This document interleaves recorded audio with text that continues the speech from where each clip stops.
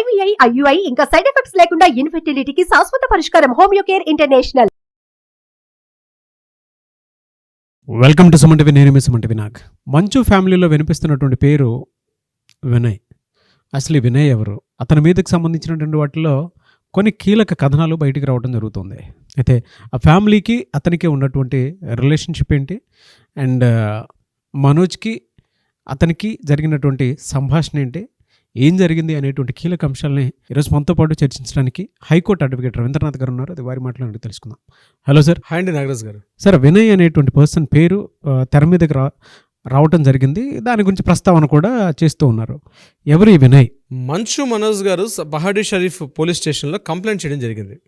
నేను మా ఇంటికి వెళ్ళేటప్పుడు అక్కడ మా నాన్నగారికి అత్యంత సన్నిహితంగా ఉన్నటువంటి ఇద్దరు వ్యక్తులు, ముఖ్యంగా వినయ్ అండ్ కిరణ్ అనే ఇద్దరు వ్యక్తులు మమ్మల్ని అడ్డగించారు. మమ్మల్ని కాస్త దుర్భాషలాడుతూ మమ్మల్ని నెట్టివేసేశారు. ఇంట్లోకి రాకుండా మమ్మల్ని కంప్లీట్గా బయటికి పొమ్మని చెప్తూ వాళ్ళు బౌన్సర్స్ అందరూ కూడా మమ్మల్ని బయటికి నెట్టివేశారని చెప్తూ ఆయన వాళ్ళిద్దరి మీద రిటర్న్ కంప్లైంట్ ఇవ్వడం కూడా జరిగింది. అయితే ఈ వినయ్ అనే వ్యక్తి ఎవరు? ఇతను కూడా బౌన్సర్ అని చాలామంది డిస్కషన్ చేయడం జరిగింది. అయితే మనం తెలుసుకునే ఇన్ఫర్మేషన్ ప్రకారం ఇతని పేరు యాక్చువల్గా వినయ్ కాదు, ఇతను వినయ్ మహేశ్వరి అని యాక్చువల్లీ ఇతని పేరు. ఇతను ప్రధానంగా ఏదైతే శ్రీ విద్యానికేతన్ స్కూల్స్ తిరుపతిలో ఉన్నాయో ఆ శ్రీ విద్యానికేతన్ స్కూల్స్కి సంబంధించి మొత్తం 9 మంది ట్రస్టీ డైరెక్టర్స్ ఉన్నారు. ఆ ట్రస్టీల్లో ఈ వినయ్ మహేశ్వరి అనే పేరు కూడా అక్కడ మనకు కనిపిస్తుంది. అతనే ఈ వినయ్ మహేశ్వరి. అంటే మొత్తం అందులో మంచు మోహన్ బాబు గారు చైర్మన్గా, ప్రో ఛాన్సలర్గా మనకి విష్ణు గారు కనిపిస్తున్నారు. At the same time Nirmala Devi గారు కూడా అందులో ఒక పార్ట్గా ఉన్నారు. వీళ్ళతో పాటు మరికొంతమంది వ్యక్తులు ఉన్నారు.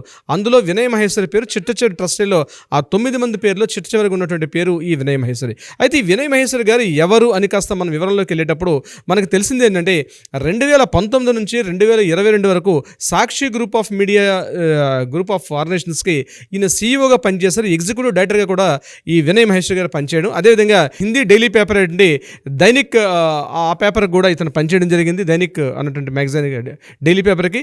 అదేవిధంగా ఇండియా టుడే మ్యాగజైన్లో ఇండియా టుడే యొక్క దీనికి కూడా ఇతను ఒక సీఈఓగా పనిచేశారు కొన్ని సందర్భాల్లో. తర్వాత పూర్తి స్థాయిలో ఏంటంటే శ్రీ విద్యానికేతన్ స్కూల్స్ యొక్క టోటల్ కార్యకలాపాలన్నీ కూడా ఇతను చూస్తూ ఉంటారు. ప్రతి వారంలో కూడా 2-3 రోజుల పాటు అక్కడే ఉండడం రావడం కూడా ఈయన వినయ్ మహేశ్వరి గారు చేస్తుంటారు. అయితే ఈయన కంప్లీట్గా ముంబై, చెన్నై, అదేవిధంగా బెంగళూరు, ఢిల్లీ ప్రాంతాలన్నీ అన్ని ప్రాంతాలు తిరుగుతూ కూడా కంప్లీట్గా శ్రీ విద్యానికేతన్ సంస్థలు ఏవైతే ఉన్నాయో రీసెంట్గా మన మోహన్ బాబు యూనివర్సిటీగా అది అప్గ్రేడ్ అవ్వడానికి కూడా వినయ్ మహేశ్వరి గారు మంచి కీలకంగా ఒక క్రియాశీలకంగా వ్యవహరించడంలో అన్న విషయం కూడా మనకు తెలుస్తుంది. ఎవరైతే ఈ వినయ్ మహేశ్వరి గారు ఉన్నారో ఇతనికి మంచి పట్టుంది మీడియా రంగంలో కూడా. ఇతనికి మంచి ఆల్రెడీ సాక్షి మీడియాలో పనిచేశారు కూడా. కాబట్టి ఇదే కాకుండా ముఖ్యంగా ఈ మంచు విష్ణు గారి యొక్క మిస్సెస్ రెడ్డి వెరోనికా రెడ్డి గారు ఇంతకుముందు వీళ్ళకి సాక్షిలో పనిచేస్తున్న జగన్మోహన్ రెడ్డి గారికి ఉన్నటువంటి చిన్న ఏదో ఫ్యామిలీ రిలేషన్స్ ఉన్నాయి. కాబట్టి ఆ రకంగా పరిచయం అయ్యారు యొక్క మన ఈ వినయ్ మహేశ్వరి గారు. సో వీళ్ళకి కేవలం ఒక సంస్థలో ట్రస్టీగా కాకుండా ఫ్యామిలీ పరంగా కూడా ఒక దగ్గర బంధుత్వం అయితే ఉన్నట్టుగా మనకు తెలుస్తుంది. ఇతను పూర్తిగా మోహన్ బాబు గారు అదేవిధంగా ఉన్నటువంటి విష్ణు గారికి సంబంధించి కీలకమైనటువంటి అంటే మెజారిటీ అంటే పార్ట్ ఆఫ్ అంటే అక్కడ ఏం జరుగుతున్న శ్రీ విద్యానికేతన్లో ఏం జరుగుతున్నా కూడా ప్రధానంగా కమ్యూనికేట్ చేయడంలో కానీ ఒక సమన్వయకర్తగా కానీ కూడా ఈ ఫ్యామిలీకి వీళ్ళకి కూడా బాగా పనిచేస్తున్నట్టుగా తెలుస్తుంది. ఏదేమైనప్పుడు కూడా మోహన్ బాబు గారి యొక్క ప్రధాన సలహాదారుడిగా ఉన్నట్టుగా తెలుస్తుంది వినయ్ మహేశ్వరి గారు. అయితే మంచు మనోజ్ గారు మొన్న రాత్రి ఇంట్లో ప్రవేశించినప్పుడు వినయ్ గారు పూర్తిగా అడ్డగించారు. ఆ సెక్యూరిటీ సిబ్బందితో కూడా కొంత వాగ్వాదం చేయడంలో కూడా వినయ్ గారు కనిపిస్తుందని చెప్తూ, ఇంకొకటి ఏంటంటే శ్రీ విద్యానికేతన్లో ఆర్థిక అవకతవకలు జరుగుతున్నాయి అనే విషయం మీద చాలాసార్లు రైజ్ చేయడం జరిగింది. 2023లో శ్రీ విద్యానికేతన్లో ముఖ్యంగా ఫీజులకు సంబంధించి కొన్ని ఆర్థిక అవకతవకలు జరిగాయి. దాని మీద ఇప్పుడు మోహన్ బాబు గారు అదేవిధంగా విష్ణు గారు కూడా స్పందించి ఏదైతే గవర్నమెంట్ నామ్స్ అండ్ రెగ్యులేషన్స్ ఉన్నాయో దాని ప్రకారం మేము చేస్తున్నాం. ఇది కాకుండా 25% మేము కంప్లీట్గా ఫ్రీ ఎడ్యుకేషన్ ఇస్తున్నాం. ఎవరి దగ్గర ఒక రూపాయి కూడా తీసుకోకుండా మేము ఉచితంగా విద్యాబోధన చేస్తున్నాం.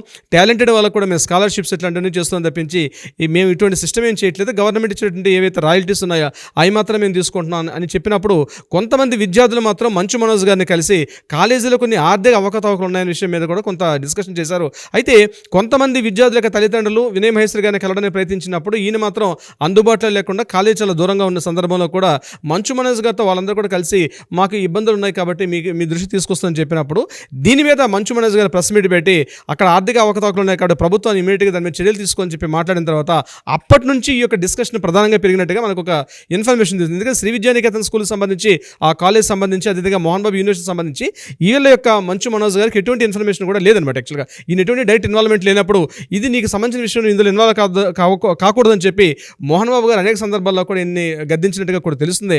అయినప్పటికీ కూడా ఏదో జరుగుతుంది, నన్ను కూడా ఆ యొక్క ఆ ప్రాపర్టీ సంబంధించి ఏదైతే శ్రీ విద్యానికేతన్ తనను కూడా ఇన్వాల్వ్ చేయమన్నప్పుడు ఇక్కడ మాట్లాడిన విషయం ఏంటంటే ముఖ్యంగా మీ మదర్ అయినటువంటి నిర్మలాదేవి గారు ఇందులో పార్టీగా ఉన్నారు కాబట్టి కుటుంబ సభ్యులు అందరూ ఉండడం కరెక్ట్ కాదనే విషయంతో మోహన్ బాబు గారు చెప్పినట్టు కొన్ని ఊహాగానాలు తెలుస్తుంది. అది ఎంతవరకు నిజం తెలియదు, బట్ ఒక డిస్కషన్ జరిగిందని తెలుసు. అయితే ఇప్పుడు రీసెంట్గా జరిగిన ఏదైతే 2 days బ్యాక్ జరిగిన డిస్కషన్ ఏదైతే ఉందో ఇది పూర్తిగా అక్కడ పని వాళ్ళకి సంబంధించిన డిస్కషన్ స్టార్ట్ అయ్యి ఆ పని వాళ్ళతో అంటే ముఖ్యంగా ఒక 4 months బ్యాక్, ఒక 1 year బ్యాక్ మంచు మనోజ్ గారు తన భార్య సమేతంగా కలిసి ఆ ఇంట్లోకి వెళ్ళడం, అక్కడ పని వాళ్ళతోటి ముఖ్యంగా మంచు మనోజ్ గారు తనకి మిస్సెస్ ఏంటి బొమ్మ మౌనిక సంబంధించినటువంటి ఆవిడ ప్రెగ్నెంట్గా ఉండేటప్పుడు ఆవిడ యొక్క కంపెనీ వర్క్స్ చూడడం కోసం చెప్పి మరికొంతమంది వర్క్స్ని జాయిన్ చేసుకున్నారు. ఆ వచ్చినటువంటి వర్కర్స్కి అక్కడ పనిచేసిన మోహన్ బాబు గారు పనిచేసిన వర్కర్స్కి మధ్య కొంత డిస్కషన్ జరిగింది. ఈ డిస్కషన్ కాస్త చిలికి గాలి అన్న ఇమీడియట్గా మంచు మనోజ్ గారు తన యాక్టివిటీస్ పక్కన పెట్టి పూర్తిగా డ్రింక్కి అడిక్ట్ అయిపోయారని చెప్పి ఆయన మాటలో కూడా మనకు తెలిసింది. అటువంటి డ్రింక్ చేసిన సందర్భంలో ఒకసారి మంచు మనోజ్ గారు గట్టిగా చేసుకున్నారని ఈ సందర్భాన్ని సాయించిన మోహన్ బాబు గారు కూడా ఒక డిస్కషన్ తీసుకొచ్చారు. సరే ఇదంతా కూడా డిస్కషన్లో ఈ వినయ్ మహేశ్వరి గారు అనే వ్యక్తి ప్రధానంగా ఇక్కడ పార్టిసిపేట్ చేయాలి. ఆ సస్పెక్ట్ చేసిన ఆ వ్యక్తి కేవలం వినయ్ మహేశ్వరి గారా లేదా మరొక వ్యక్తి అని కూడా మనకి తెలియాల్సిన విషయం ఉంది నాగరాజ్ గారు. బట్ ఏదేమన్నా సరే సార్, ఆ పేరు తెర మీదకి వచ్చింది అని అంటే వాటికి సంబంధించినటువంటి వాటిల్లో ఊహాగానాలే కథనాలు ఎక్కువగా వినిపించేటువంటి సందర్భం వచ్చిందని అనుకోవాలి మనం. ఎందుకు అని అంటే ఇవాళ ఇల్లు రోడ్డు మీదకి రావటం అనేటువంటి ఇన్సిడెంట్ ఏదైతే ఉందో అది మోహన్ బాబు గారి ఫ్యామిలీ విషయంలో జరగడం మాత్రం దారుణం, బాధాకరం అని చెప్పి చెప్పడంలో మాత్రం సందేహం లేదు. చూద్దాం ఏ విధంగా ఉంటుంది అనేది. ఎనీవేస్ థ్యాంక్ యూ అండి. Thank you so much Ravindranath గారు. Thank you so much Nagaraj గారు.